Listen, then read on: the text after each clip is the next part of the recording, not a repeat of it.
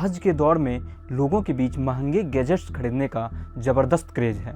लोग अपने शौक़ को पूरा करने के लिए हर संभव कोशिश करते रहते हैं। आपने देखा ही होगा कि जैसे ही कोई महंगा फ़ोन, लैपटॉप या फिर कुछ भी लॉन्च होता है, लोगों में उसे खरीदने के लिए होड़ मच जाती है। लेकिन क्या ये हर बार सही होता है?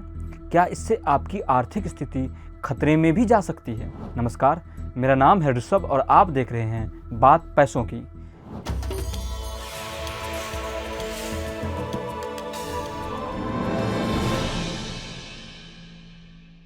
इस स्थिति को लेकर एक्सपर्ट कुछ ज़रूरी सलाह देते हैं। एक्सपर्ट का कहना है कि अगर आपकी सैलरी सीमित है और परिवार का खर्च ज़्यादा है तो आपको ज़रूरी खर्च, इमरजेंसी फंड और निवेश को प्राथमिकता देनी चाहिए।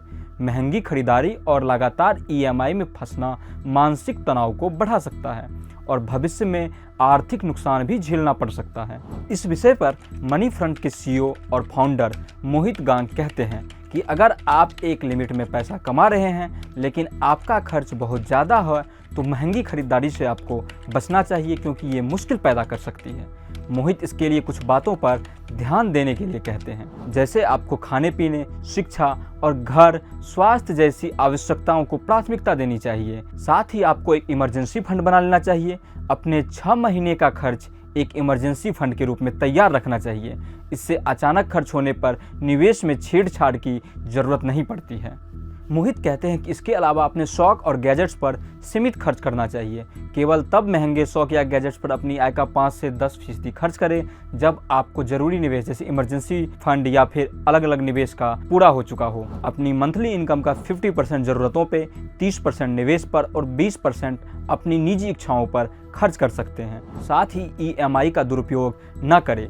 हर चीज़ के लिए EMI लेने से आपकी आय का एक बड़ा हिस्सा लॉक हो जाता है। इससे निवेश या इमरजेंसी खर्चों के लिए जगह नहीं बचती, जो आपकी मानसिक तनाव और चिंता को बढ़ा सकता है।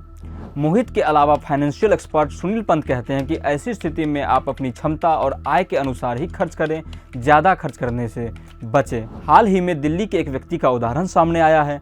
एक कर्मचारी जिनकी मासिक सैलरी 26,000 रुपये थी, लेकिन उन्होंने एक iPhone 70,000 रुपये का खरीद लिया।